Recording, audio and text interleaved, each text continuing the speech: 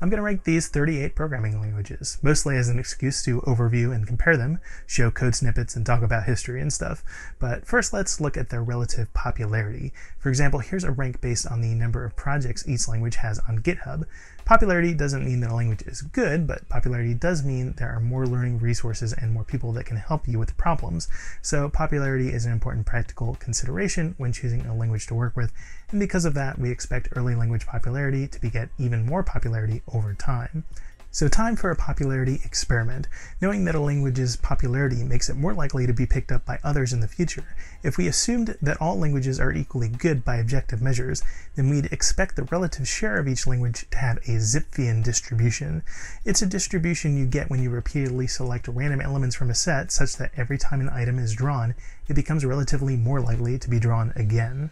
So here's the zip distribution for this number of languages, and now here's the actual distribution of GitHub projects.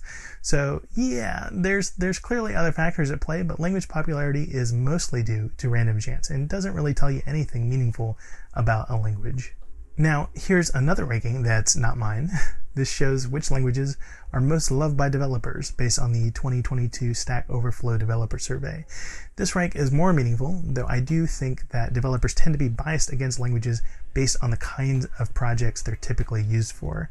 A typical developer would probably use Java to code something like an HR management system, and JavaScript to make animated unicorns follow the mouse cursor, and that just might affect their perception of which language was better. My ranking is based not only on having written code in all of these languages, but minimally writing the same test program in all of these languages to help me avoid that kind of fun versus boring project bias.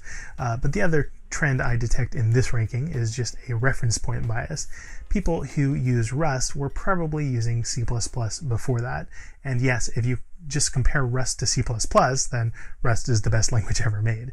If you just compare Swift to Objective-C, then Swift is the best language ever made. But, if you know that Kotlin is very similar to Swift, but natively targets more platforms, then you have to concede that Swift has less utility for most developers. When you remember that just because you personally do a lot of high-performance, high-safety programming, that does not mean that the most common kind of programming is that, you realize that Rust is not, in fact, God's gift to mankind. It's just better than C++. That perspective starts to explain why my ranking looks like this. It's not a perfect ranking. It's not a practical ranking. It has nothing to do with popularity, history, or the job market. In fact, this ranking is almost useless, except for use as a pretext for discussing these languages for instructive and entertainment value. But what I attempted to do was rank languages based on whether their core design and first-party libraries make them good at solving typical problems. So this ranking is mostly about what languages you should use when working independently or on brand new software or libraries. But as I said, I'm also just going to talk about language history and other fun things as I go over these. So hopefully no one decides to waste their life debating a list that's just my opinion and has zero real-world consequences. Certainly, for each one of these languages, you can find developers using them in a context where that language is the best of all alternatives. But I'm not rating each language based on its fitness for its own best use case. I'm using the same criteria for all of them. My expertise from my professional work is actually in C, Bash, and Tcl, but just because I've done a lot with them doesn't make them the best languages for every or even most applications. So my ranking is partly influenced by this ranking, which is based on the expressiveness and readability of the language syntax. That's something I actually can evaluate fairly objectively, having written the same program in all languages, but different languages specialize in solving different kinds of problems, and so I also rate languages based on how often developers have to solve those kinds of problems and how efficient the language is at solving them, and that's considerably more subjective. Notably, viewing languages as tools that solve problems, I don't consider a language bad just because another language makes it largely redundant. Of two similar languages, one might be more popular, and it might not be worth it for you to learn both of them, but that doesn't actually make one better than the other on a technical level. The main categories of tasks handled by the languages I'm talking about in order of how often developers handle them are 1. Automation and administration, 2. Web development, 3. Desktop and business applications, then 4. Data science and machine learning, 5. Mobile development, 6. Scientific programming, and 7, and least commonly, real-time graphics. This category rank, again, is mostly based on the 2022 Stack Overflow survey, what developers themselves categorize their work as. Now, while there are languages, especially associated with each of those categories that I mentioned, there are also just libraries associated with each of them, and those libraries often have bindings in multiple languages. And it has certainly been argued by some programmers that libraries are the only thing that actually matters and that languages are essentially interchangeable. I wouldn't go quite that far myself, but I would say that there's typically a much bigger difference between libraries than languages. And since libraries are written in languages that are somewhat interchangeable, I definitely don't agree with the sentiment that a third-party library, however popular, can be synonymous with the language it happens to be written in or expose bindings for. However, official core libraries are typically developed alongside a language in a way that influences the design and syntax of the language itself, and they have enormous influence over what domains a language gets used in and the language's future development. So, for the purpose of comparing languages, I consider standard libraries part of the language, but not third-party libraries. That's definitely a point of contention for some, but I stand by that decision. When you make the list, you make the rules. Okay, let's start with languages that run on the Java virtual machine. So Java itself, it's the object-oriented programming language. Stable, reliable, general, easy to distribute, relatively fast. It's just unnecessarily verbose. I'd take either Groovy or Kotlin over it for that reason only. Kotlin runs on Java's JVM, but it's less desktop focused. It can be compiled to JavaScript and gets used for server-side stuff as well, but it's more known for mobile development, specifically Android app development. Groovy is pretty similar in maintaining compatibility with Java while removing some of the boilerplate and supporting more expressive syntax. Kotlin syntax is stricter in ways that make it more readable while requiring less discipline from developers. Groovy lets you omit types in a lot more places than is wise, really, to make your code readable, and that seems to be at least part of the reason why Java developers seem to dislike Groovy a lot more than I do. But I don't know why you couldn't address that with a style guide and commit time checks. It makes me wonder if Java developers maybe have succumbed to a kind of Stockholm syndrome where they've come to believe all the boilerplate type qualifiers they have to put up with are somehow vitally important and not just a design flaw with Java, which honestly relates to an embarrassing trend I've detected among developers. I think a lot of bad code can be explained by a subconscious belief among developers that the way their code looks on the screen has some bearing on the code's behavior or correctness. Like, developers seem to think if their code is fewer lines and their variable names are shorter, that means the code runs faster. Or if their solution is clever and uses a lot of intra-language knowledge, it means their solution is useful. Or if their code is really verbose, then it's safe. Again, not consciously, but that sort of thinking really seems to explain a lot of buggy code I've seen over the years. Something to watch out for, maybe. Anyway, the last JVM language is Scala. Scala has good support for both functional and object-oriented programming. It can also be compiled to JavaScript, making it a very versatile and expressive language. To be honest, though, it does still feel a little like it's in beta and subject to change, and it's also a pretty difficult language to learn, one of the hardest on this list. Dart can be used for mobile and desktop apps, but it's most associated with front-end web development at the moment, and like Kotlin, can be compiled to JavaScript. Dart is well suited to web development. It's got strong dynamic typing. It comes with a standard library, meaning it's both safer and more powerful than JavaScript. Dart has syntactical support for asynchronous programming, and when you run it server-side in its VM, it runs faster than using JavaScript with Node.js. An all-around good choice for app development. Again, I'm just evaluating the language. We're not talking easy to learn, easy to get a job, best third-party libraries and frameworks. None of that, just the language Dart, which is a new, carefully developed language with all the hindsight of JavaScript development and the design of many other languages, is better for web development than JavaScript, a language written in a week before front-end web development existed.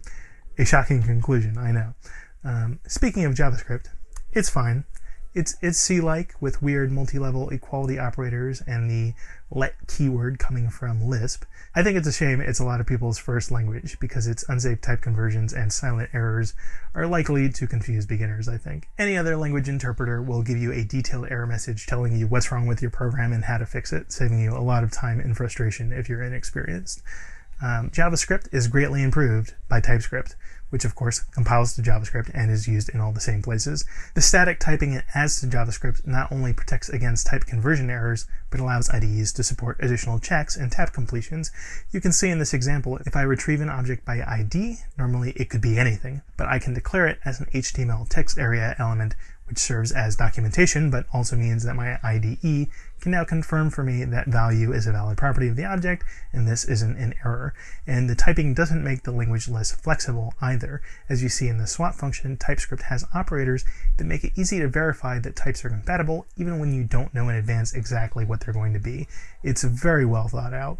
Anyone who's learning or working with JavaScript should be learning and using TypeScript whenever possible. On to Python. So Python isn't really the best at anything, but it's very good at a lot of things. It's not typically used for front-end or mobile development, and it's not fast enough to be used directly for real-time graphics, but more often than not, it's a pretty good choice. And not that it affects its ranking here, but it is by far the easiest language to learn, not just because there are a lot of books and tutorials available, but its own official documentation is better than any other language by a large margin. The most similar languages to Python are Ruby and Julia. Julia has similar syntax, but it's got scheme influences and first-party libraries similar to R. Its focus is definitely data science, machine learning, and scientific programming. Since it's noticeably faster than Python, I expect Julia to gradually replace Python in those areas. The PyCall library simplifies the task of interfacing with existing Python code from Julia. Ruby has a slightly more expressive syntax than Python, and it has better support for object-oriented programming, but it's not quite as general. In this Ruby snippet, you can see this interesting syntax where a function call is immediately followed by a block. Kotlin, Groovy, and Swift have this syntax as well. This syntax comes from Smalltalk, so let's go ahead and talk about Smalltalk now. Smalltalk is an extremely pure object-oriented language. It was the second object-oriented language after Simula, but Simula was written as a superset of Algol, which we'll cover later, whereas Smalltalk was designed from scratch with object-oriented programming in mind. Smalltalk came up with this really nice way of specifying anonymous callback functions, where you just put your statements inside brackets and you declare names for the callback parameters right after the opening bracket. Smalltalk has you declare local variables inside pipe characters, and you can see that Ruby uses that syntax for specifying the callback parameters, combined with a C-style block and function call syntax. One of the downsides of Smalltalk is its verbose function syntax. Basically, all function parameters are labeled parameters, where using the labels is mandatory. That makes the code read more like natural English, but for simple, commonly used functions with well-known parameters, it's a bit overkill. Traditionally, Smalltalk runs inside a virtual machine, but it's a graphical virtual machine, lightweight OS, windowing system, and GUI framework, where the language interpreter targets that custom OS, not the host system. The downside of this approach is that it's obviously harder to interface with code bases written in other languages. One of the upsides is that setting up a new machine for development is as easy as installing the VM and copying over your image file. You launch your image on the new machine, and all your IDE windows are exactly where you left them, and you pick right up where you left off. Because the official IDE is as portable as the VM is, the Smalltalk language safely assumes you're using the official IDE, and as you use the GUI to create classes and member functions, the relationships between code snippets is managed by the IDE as metadata, so you don't need the normal namespace qualifiers and file organization conventions used in other languages, and so the actual source code ends up being surprisingly short in spite of the verbose function syntax. It also helps that the first-party libraries are quite comprehensive. Overall, Smalltalk feels like a language designed by a time traveler. It was way ahead of its time at its debut, and it probably still is, but in the current development landscape, it's less practical than its closest relative, Java. However, because it's objects all the way down, and because the VM makes it so easy to set up a development environment, it might be a good choice for certain educational programs. So now let's talk about PHP, Perl, Bash, and awk.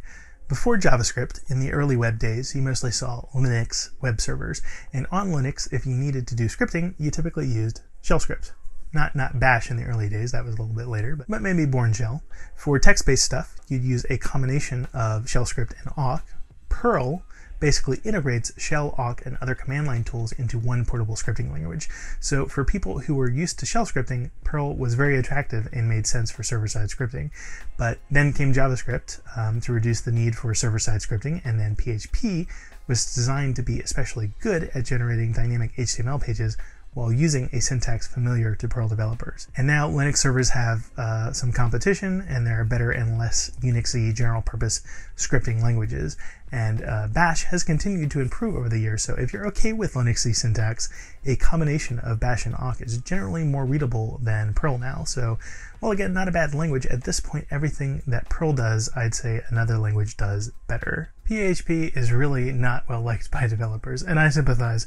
I first used PHP in a scripting language class in college, and I hated it immediately and started predicting its demise, a line that has become quite fashionable. But although it's quirky and ugly, it's extremely practical for automation and server-side development. It's got a comprehensive library, and the most common things you need to do are really easy. I wish its design was a little less Perl-inspired, but I laid out the historical reasons for that. It couldn't have happened any other way. Bash is near and dear to my heart. There was a 5-year period in my professional career where I wrote at least one Bash script every single day. Not as an exercise, just to automate or prototype something and save myself some time. I really regretted that I didn't learn it sooner. If you analogize programming languages to tools, Bash is duct tape. A Bash script with access to standard Linux command line tools is the lowest effort way to do almost anything. It's the highest level of programming. You can invoke a different programming language on every line of the script and be a Shang Tsung master of the coding universe. It's just not the thing you use for final production work that's going to last, but it's an extreme productivity booster for developers. I still use it all the time, and that's on Windows, by the way. I just use a Cygwin terminal, but obviously how useful it is to use scales with how well you know the Linux command line programs and how many other languages you know and invoke from those scripts. So Bash, not for beginners. It's a productivity tool for professionals. I know the awk scripting language is probably unfamiliar to a lot of people. The way it works is it just concatenates all the text input you give it and iterates over it line by line. The lines are automatically tokenized by whitespace, or you can specify another separator like a tab like I do here, and then each line token is assigned to the variables $1, $2, etc. The entire line is assigned to $0. So you just specify a block of code to run when the line matches a particular pattern, or if you want to hit every line, which is the most common case, you just use bare braces like this. You don't have to pre-declare variables. NumRecords here defaults to 0, so this awk script takes the first tab delimited field of each line and stashes it in a map. Super easy.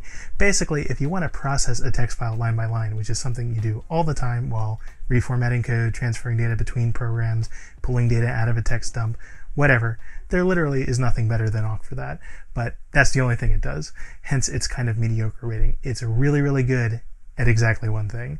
So now let's talk about the .NET languages. .NET is pretty much just Microsoft's version of the JVM, and it's got its own set of languages targeting that runtime. C# is Microsoft's Java clone, and while it has somewhat better syntax than Java, I don't think that's enough to make up for Java's much more established libraries and implementations. C# isn't a bad language by any means, but besides Windows-specific applications, I'm not sure why you'd prefer it for anything. I actually like Visual Basic.NET better, not to be confused with the older Visual Basic language. VB.NET has access to the same libraries as C#, but GUI programming and array redimensioning are actually a little easier in Visual Basic. VB.NET is a little more verbose than C#, but in my opinion, I think C# has too much self-similarity and too often turns into an indistinguishable wall of text. I think VB.NET is more readable overall, and I find this symbolic type abbreviation syntax it has convenient as well.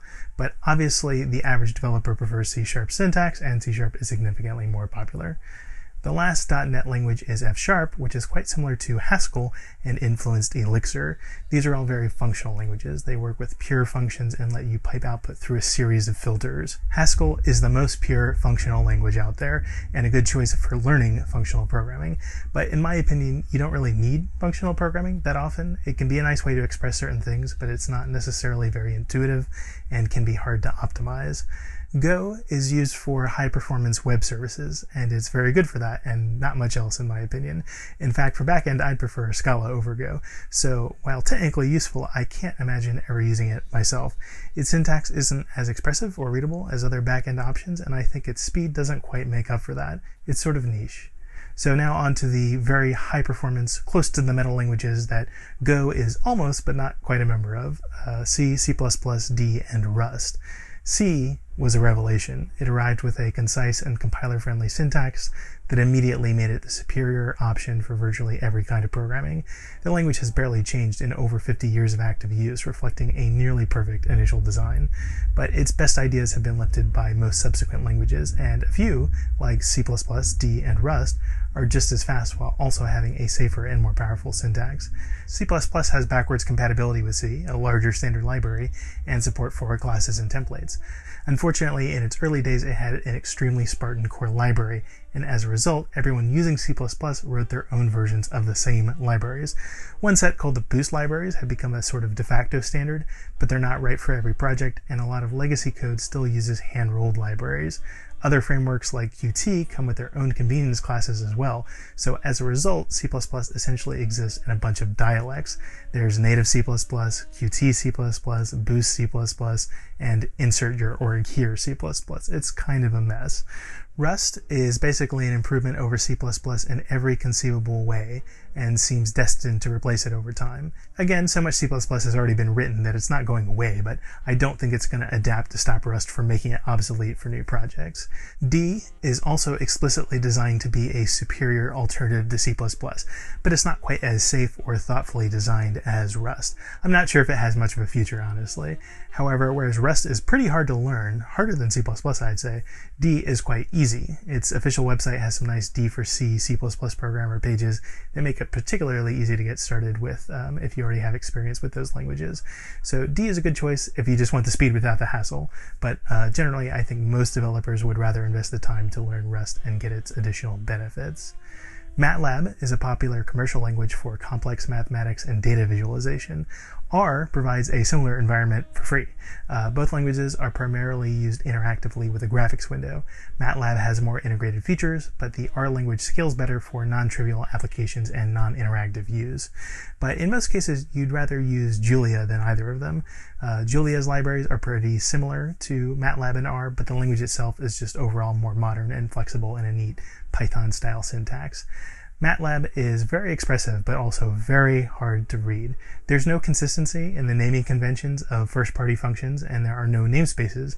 The entire standard library is just imported in every script, making naming conflicts very common, and there's not a proper mechanism for packaging code. Matlab is pretty much just a fancy scriptable graphing calculator.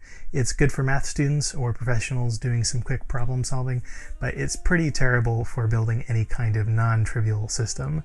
R still has too many functions in the default namespace, but at least they're better named and it's got proper packages and a network package mechanism. Swift is pretty similar to Groovy and Kotlin. Its main limitation is that it specifically targets Apple hardware instead of being cross-platform or natively supporting compilation to JavaScript. But it could be worse. It could definitely be worse. It could be Objective-C, the prior Apple-specific language. Objective-C is a horrifying combination of C++, Smalltalk, and Tickle with unnecessarily long standard type names. It's extremely hated. It's completely obsolete. There's nothing historically interesting about it. There's nothing more to be gained by learning more about it. You would only learn it to maintain legacy software, and in that case, God help you. Fortran isn't going anywhere. Programming has changed, but the laws of physics have not, so all the old Fortran code that performs simulations and calculates missile trajectories still works. You can easily feel the influence of Fortran on C, and it's pretty easy to learn Fortran if you already know C, which is why it's really easy to train new people to maintain old Fortran code. In the realm of scientific computing, it gets the job done. The dynamic memory management is pretty tedious, so usually you just cheat with fixed bounds to avoid it. It has really terrible I/O functionality, but you can easily transform your inputs and outputs with the scripting language. So practically speaking, there's really no reason to port the old code. It's easier to just maintain it, and for that reason, it's going to continue kicking around for a very long time. On to Tickle, Scheme, Lisp, and my Lisp soapbox. There's a lot of people out there who think they've learned and used Lisp when actually what they learned was ANSI Common Lisp. ANSI Common Lisp is Esperanto. It's a constructed language based on a number of modern Lisp dialects, including Scheme, that ANSI threw in a blender so they could sell copies of a Lisp standard and share up their numbers for board meetings, I guess. Common Lisp has as much to do with the original Lisp language as Scheme does, which is to say, almost nothing. Common Lisp is not Lisp. The last real Lisp was Lisp 1.5. It didn't have macros, it didn't have list indexing, it didn't even have an if statement. It was completely impractical and unusable. That's why it was immediately replaced with multiple dialects written by people who actually needed to get something done. The oldest surviving Lisp dialect is Scheme, and if you're at all interested in learning Lisp, Scheme is what you should learn. Here's some Scheme code, and here's some Lisp 1.5 code. This code is said to contain the meaning of life, but only one who is truly enlightened can comprehend it. Or something. Oh my god. Okay, that's enough. Back to Scheme. I'm done with this. Lisp was the language that pioneered functional programming and anonymous lambda functions.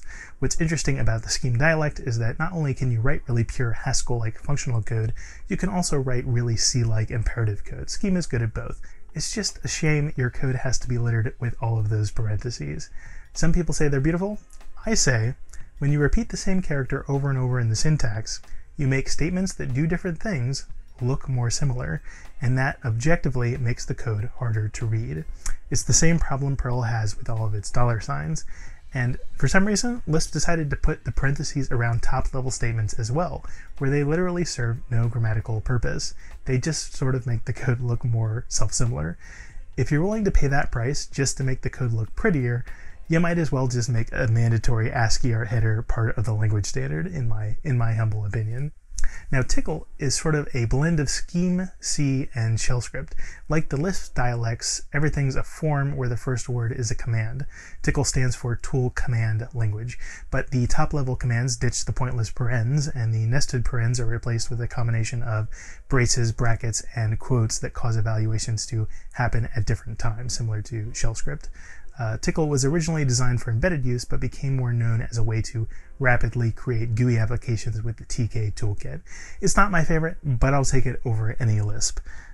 Lua? Honestly, I'm not sure why Lua exists. It's mostly used as an embedded scripting language, particularly to do configuration of video game systems, but you could easily use Python or something else for the same purpose. Embedded use is kind of niche, not very complicated, and Lua isn't that much better at it than other languages. Maybe there's an alternate universe where browsers support it as an alternative to JavaScript. It's just a very average syntax with which to access third-party libraries. Now, Pascal is the source of the type declaration syntax you see in TypeScript and other more recent languages. Pascal was patterned after Algol. Algol pioneered modern control structures. It was the first language to use lexically scoped blocks. Originally, it delimited them with begin and end keywords, which has been imitated by many languages, but later versions of Algol supported blocks delimited with parentheses, too, as seen here. One John Bacchus helped with the development of both Fortran and Algol, and he developed the Bacchus-Naur notation taught to computer science students specifically for the Algol language. You can see Algol introducing this common language element of ending statements with a semicolon, but actually in Algol this is a statement separator, not terminator, which is why, for example, you don't see a semicolon after this final return value statement. And that sort of helps explain why what in English is a statement separator being used as a terminator now in languages. Well, because originally it wasn't being used as a terminator. A little bit of trivia there. So Algol was very historically important, influential, and well-liked, but it has some weird syntax that makes it hard to write fast compilers for it, which is why it never really took off. It was never really practical. So Pascal was really Algol 2.0. It keeps the trailing function type of Algol, but moves the colon and copies the function type declaration form, keyword name colon type, to variable declarations. And this type declaration syntax is now used in TypeScript, Kotlin, Scala, Rust, and Swift. A nice thing about this versus the Fortran C style of putting the type on the left is that you can easily make the type optional in certain contexts. The leading keyword lets the language parser know you're making a variable declaration whether you add a trailing type or not. And when type names have different lengths, the Pascal style has a tendency to cause variable names to line up nicely across lines, making for more readable code. Pascal itself was the closest thing to C before C. Once C arrived with a more expressive and readable syntax and even faster compilation and execution times, use of Pascal fell off considerably. Ada is a variant of Pascal meant for safety-critical systems that run on supercomputers. It's very niche, and if you ask me, its syntax is among the most verbose and unreadable that exists, and its type restrictions go beyond being safe to being pathological, not recommended. And finally, COBOL. It's extremely verbose, but I have to concede that that does actually make the code more readable. But all the keywords it uses to make the code read like English creates a lot of naming conflicts, which is why languages don't do that anymore. Even though it's mainly used for database data crunching, it's surprisingly generic. Object-oriented programming support was actually added to the 2002 COBOL standard, so you can definitely use COBOL for some simple math and automation tasks. The fact that it wasn't designed to be overly specific to its target domain is probably what's helped it adapt and survive so long, but it's got really awkward and restrictive function support, which means in most cases you're better off just jumping to labels, which is obviously really error-prone. It's just really not ideal for writing maintainable software, and modern systems and languages for database programming are so much more efficient these days. So there is something to be gained by porting old COBOL code, especially because unlike Fortran, COBOL is very different from other languages. It's quite hard to find people that know it or to train new people in it. So COBOL is definitely on the way out, but there's so much COBOL code floating around still that there's an extremely high demand for COBOL programmers who can maintain and port legacy software, and the salaries being offered reflect that. Learning about all the languages for this video took quite a bit of time, though maybe not as long as you might think. Because languages steal from each other deliberately instead of incidentally the way spoken languages do, it really does get exponentially easier to learn each new language. The first is always the hardest, but after maybe the first 8, the rest are basically free. Not that you actually need to learn that many, but you shouldn't be afraid of learning more languages. It's very cheap to learn new languages in general, but of course you'd rather learn ones that are going to be more useful. So what do I think you should learn? Well, you need to know whatever languages your organization or clients need you to know, but otherwise I'd put it like this. If I could only know one language, it'd be Python. And to start learning programming, it's hard to recommend anything else. If I could only know 2, it would be Python and then Rust for optimization and real-time applications. But if I could know 3, I'd actually drop Python for Ruby and Julia. Python, Ruby, and Julia are all reasonably flexible, but I think Ruby is significantly better for automation and web stuff, and Julia is significantly better for data science, machine learning, and scientific applications. So with a combination of Ruby and Julia, I don't think Python really adds anything. What's lacking using only Ruby, Julia, and Rust is front-end and mobile work, and for that, I'd probably go with Dart. Dart, Ruby, Julia, and Rust feels like a fairly complete package of languages to have in your toolbox. Again, that's in a world where you don't have to work with other developers or existing code. This is utopian fantasy world. If front-end web wasn't as important to you as mobile work, you could easily swap Dart for Kotlin, which of course targets the JVM, which is a nice benefit. And with a web dev focus, you could also swap Dart for Scala. Scala is much more expressive and again targets the JVM on the back end, which is convenient, but it's very much harder to learn than Dart, and if you're going to collaborate with more than a handful of people, that's probably going to end up being a problem. And when it comes to Rust, I think that's the correct choice for most developers, but for me, for personal projects, I generally don't care about being super safe, so I'd typically choose D over Rust, but it depends. That's all I've got for now. It's been fun. Hopefully you learned something and I helped steer you away from languages that aren't the best use of your personal time. Cheers.